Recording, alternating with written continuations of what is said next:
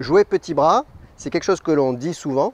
Et en fait, c'est pas mal dit parce que c'est vrai que les bras, du coup, vont se rétrécir. Et là, on va en parler surtout sur les approches.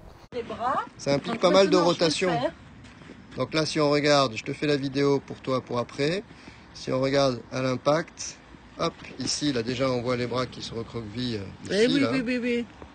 Alors que là, ça commence à s'allonger. Et puis surtout, c'est D'accord. plus joli ici. Donc là, il va y Bien avoir un sûr. meilleur contact. Et tu vas gagner en distance pour un swing plus court.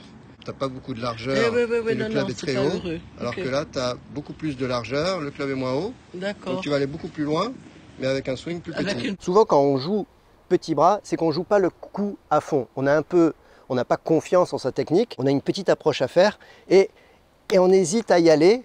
Et du coup, on la contacte mal. Vous avez tous fait des petites approches où, en essayant de faire petit, vous avez fait un top et vous avez traversé le green. Et l'idée, c'est de faire confiance à cette technique et c'est de jouer le coup pleinement. Alors, est-ce que jouer le coup pleinement, ça veut dire le taper fort? Pas forcément.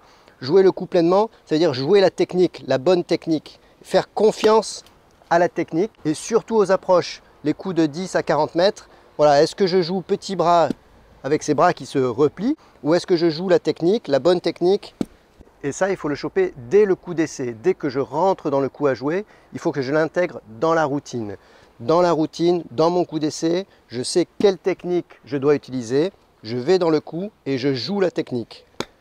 Ça, c'est une bonne façon d'approcher le coup. Si vous n'avez pas d'intention, si vous n'avez pas confiance en votre technique, c'est là où vous allez jouer petit bras. Vous allez dire, bon, je ne sais pas quoi faire. Alors, je vais faire un petit truc, mais le petit truc, ben, il ne marche jamais. Du coup, un exercice que je fais souvent ici, c'est avec un élastique. Et ça permet, surtout sur le wedging, et de ressentir comment je veux traverser à travers la balle. J'ai tendu l'élastique, je suis en place, et je vais essayer de ressentir ce que je veux voir, c'est-à-dire toujours de l'espace entre l'élastique et le club.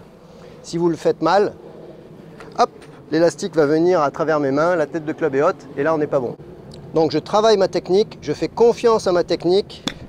Là, vous êtes en train de travailler le mental, on va dire l'approche du coup, la routine, et le côté technique du coup. Donc vous êtes sur la bonne voie, c'est comme ça qu'on joue. Et là, vous progressez. On n'est plus dans le petit bras, on a confiance en sa technique, on l'intègre dans la routine et on joue le coup pleinement.